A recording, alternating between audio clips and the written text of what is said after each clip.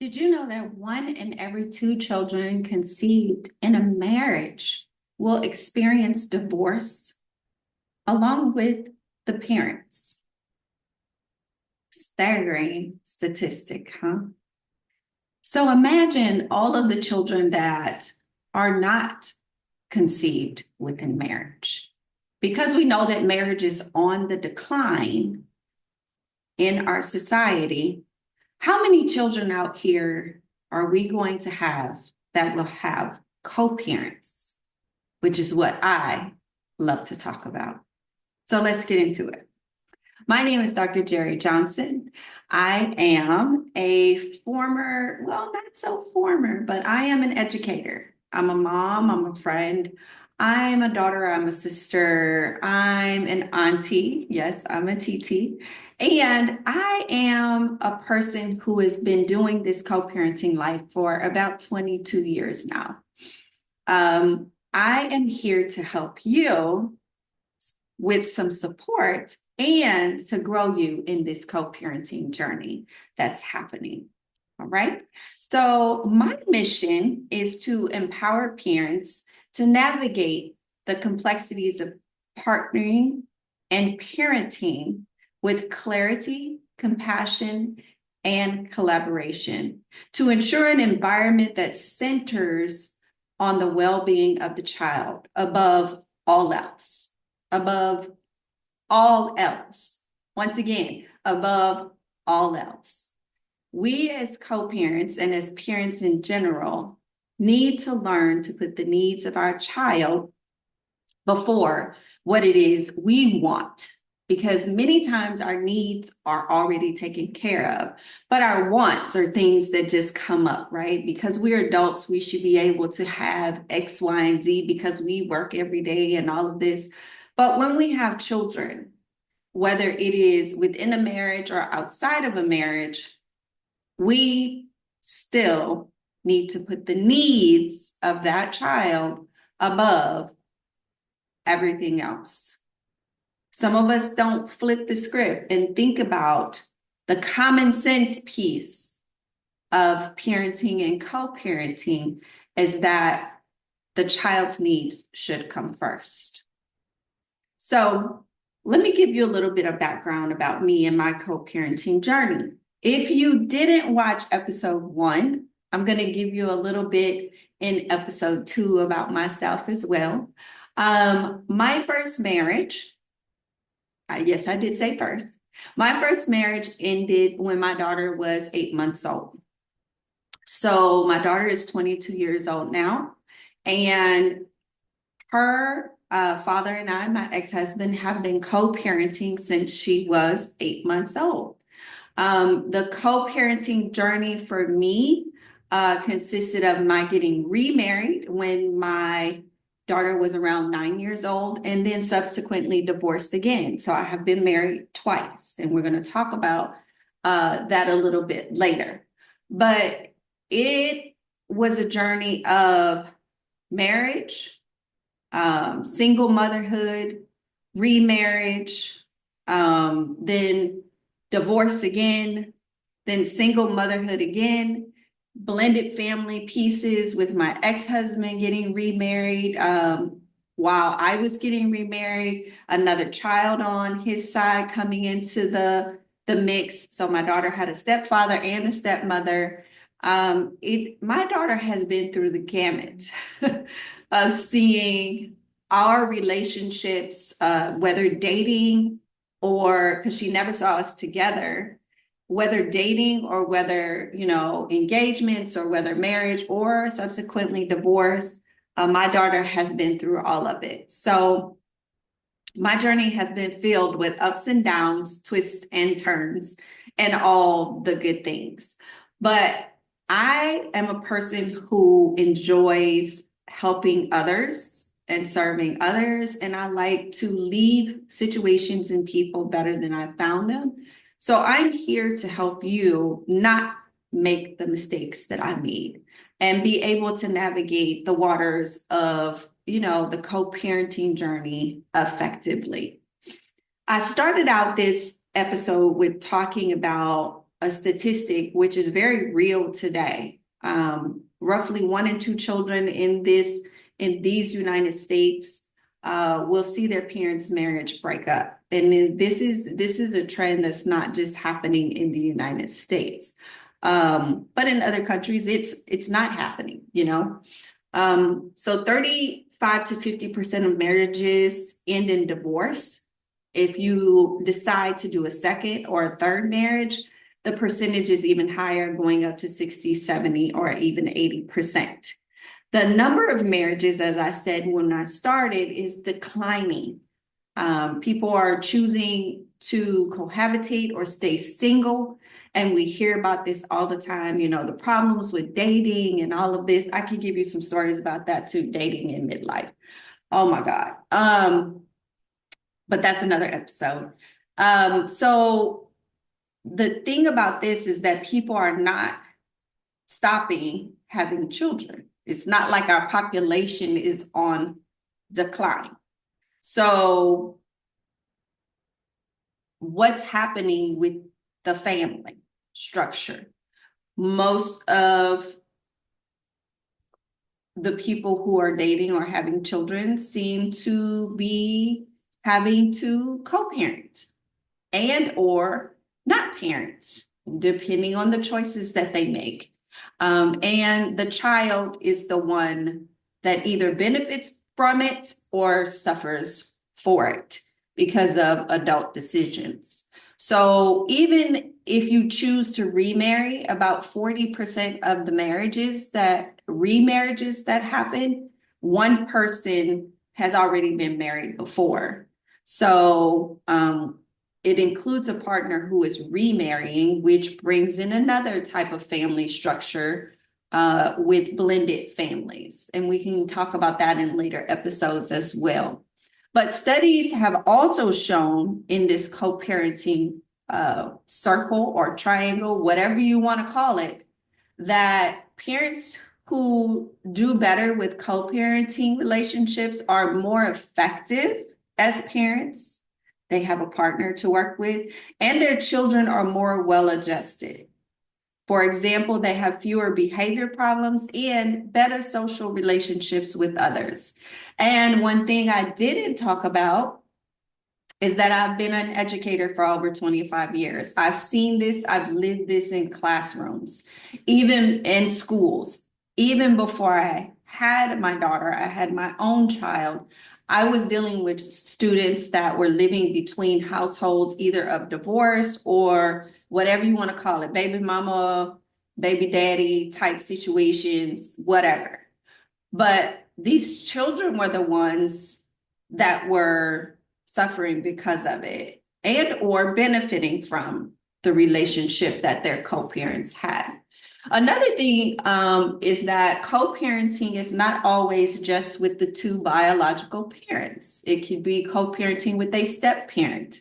It doesn't have to mean that you're not living in separate houses either. Both of you, even if you're married, were raised in different ways, in different environments, with different families. Humans are dynamic. They change, they modify, and you may have just been brought up differently. So you're still co-parenting even when you're married. If you are living with grandparents or your parents and, or friends, those people are taking on a piece of the parenting that needs to be done with that child too, because they are in their environment or in their home. I have had times where people looked at me as the teacher or as the principal and asked me what I was going to do with their child to discipline them. And it's like, I'm not their parent. Like, they don't live with me overnight. Like, I can't discipline them like a parent can. So, I mean, we really need to think about the family structure that we have, even if it's very good friends that are like family. Sometimes our friends are more family than our actual family is. And our kids may see them as a parent figure, respect them as such, and listen to them as such. So you really need to take stock of who's around your child and who can be seen as a co-parent. All right.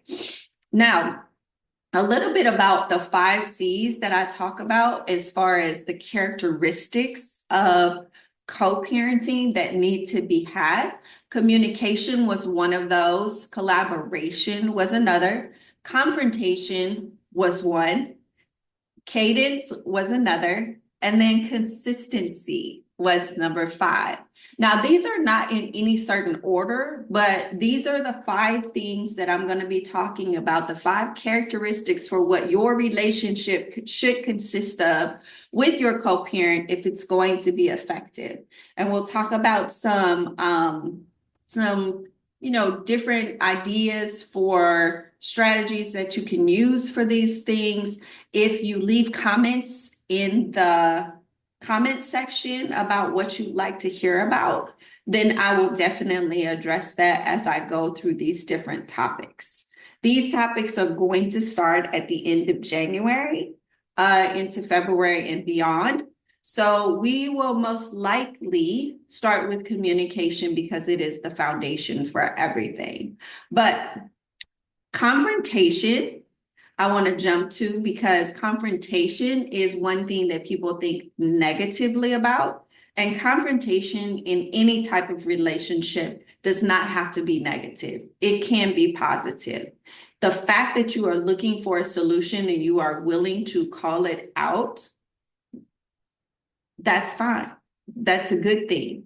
We don't want things under the table or behind closed doors or anything like that. This is not a what's happening, what happens in Vegas stays in Vegas, or what happens in this family stays in this family. This is your family and it needs to be talked about. Now, whether you choose to talk to your own family about it, other than your co-parent or what have you, we'll talk about boundaries around that. But confrontation with your co-parent needs to be done.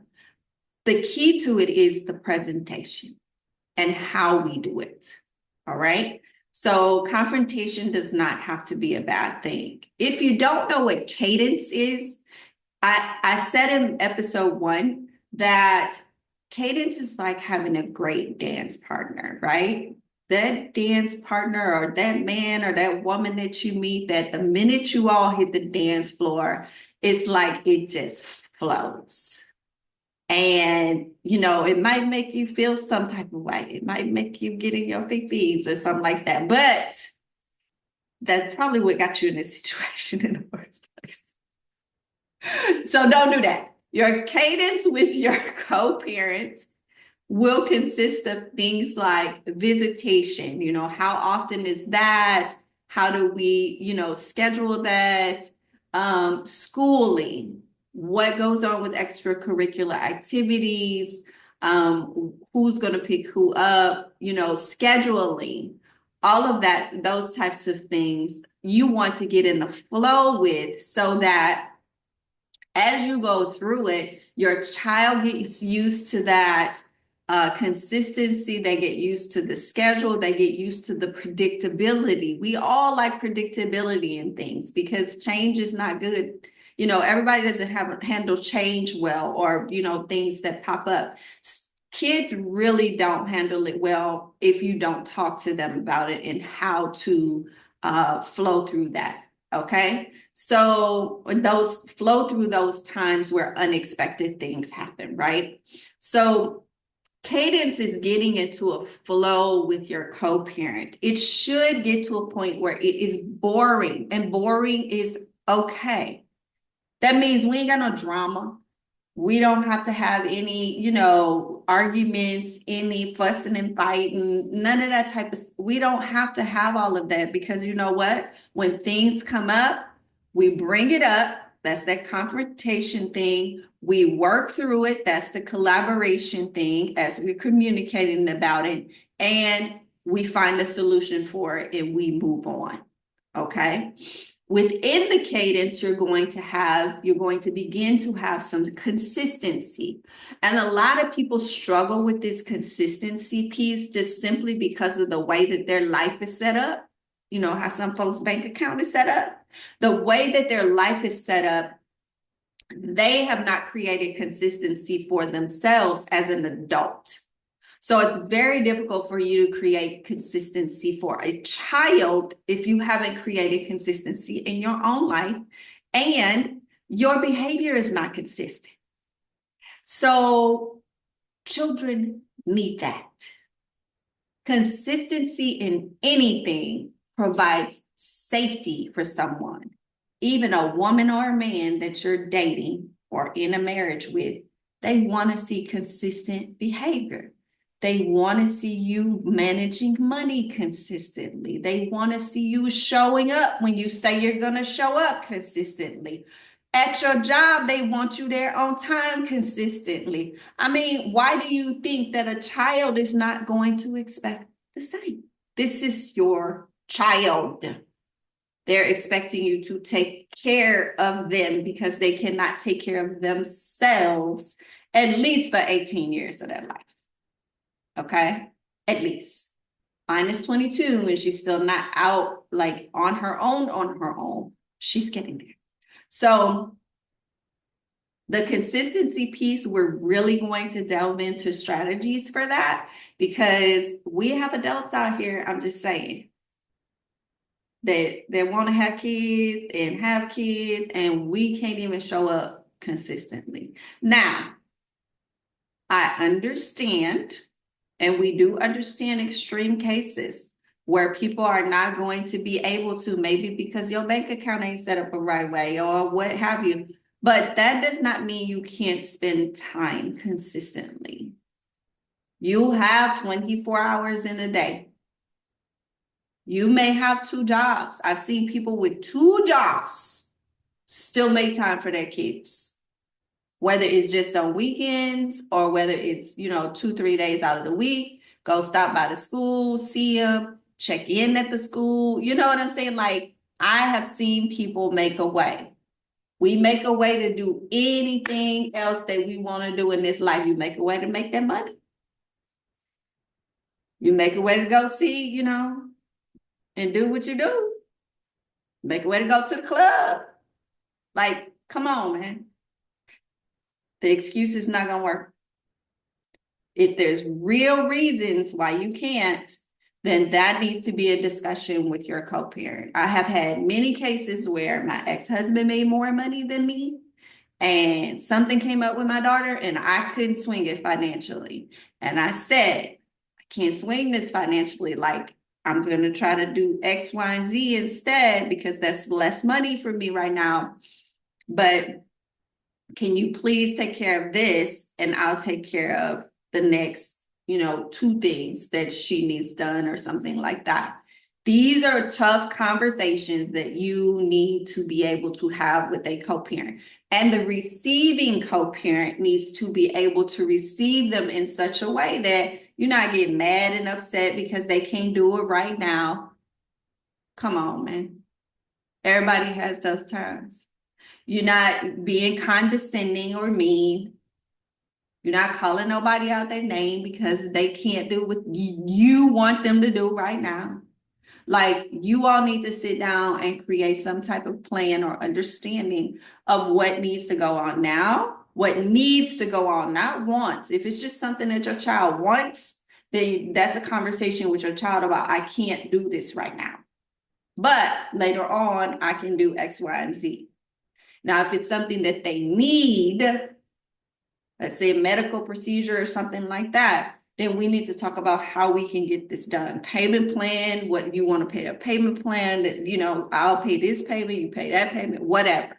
So we need to definitely delve into strategies for these types of things because it's difficult dealing with another human about a tiny human because you both are emotionally invested in wanting to either be with the child or around the child, and you both want to be parents.